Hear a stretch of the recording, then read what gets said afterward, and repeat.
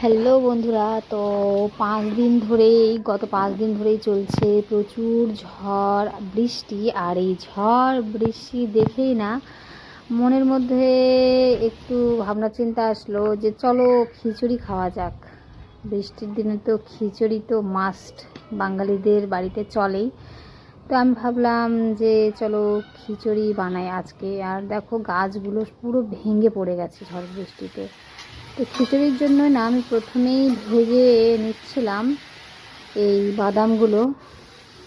প্রথমেই বাদামটা আমি ভেজে নিচ্ছিলাম, আর এই বাদাম ভাজা করে নেব আগে।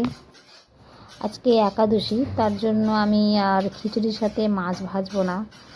একাদশী দিন আমরা মাছ খাই না, মাছ মাংস কিছুই খাই না। ওটাকে বিশেষ করে ইগনোর করাটাই ভালো আমি বলবো।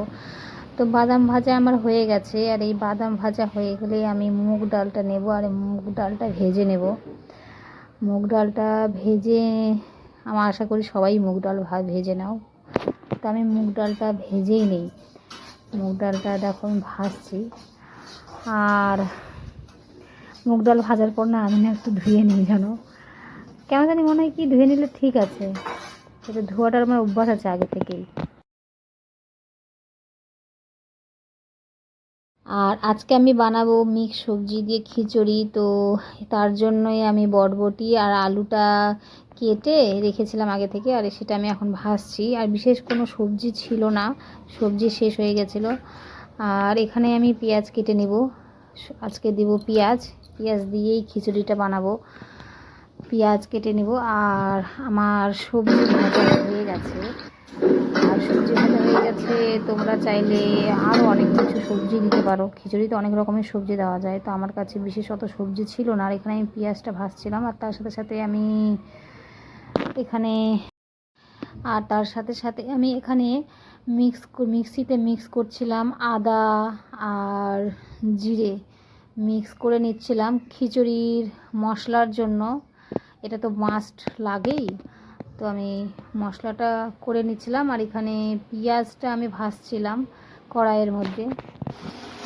মশলার মধ্যে আমি প্রথমেই দিয়ে দিয়েছিলাম 2টো তেজপাতা, তারপরে একটু জিরে দিয়ে, তারপর 2টো কাঁচা লঙ্কা দিয়ে দিয়েছিলাম, আর তার সাথে পেঁয়াজ দিয়েছিলাম, আর 2-3টে রসুনের কোয়া দিয়েছিলাম।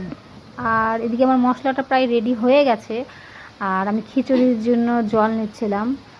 খিচুড়িতে এবার জলটা আমি এটাতেই বসাই, এটাতেই আমি রান্না করি, ভাত রান্না করি। আর খিচুড়িতে যদি তুমি আতপ চাল, আমি তো আতপ চালই বলে আমাদের এখানে, তোমাদের দিকে কী বলে, কেউ সুগন্ধি চাল বলে, চিনি আতপ বলে। তো আমার এটা আতপ চাল ছিল, বাড়িরই চাল ছিল। এই আতপ চালটা আমি দিয়ে দিয়েছিলাম খিচুড়িতে।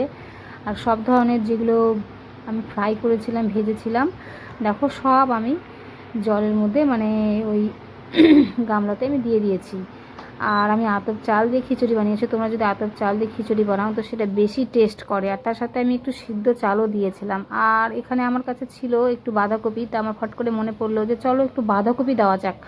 বাঁধাকপি দিলেও খিচুড়িতে টেস্ট করে। যেহেতু এটা মিক্স সবজি দিয়ে খিচুড়ি বানাচ্ছি, তা আমি এটার মধ্যে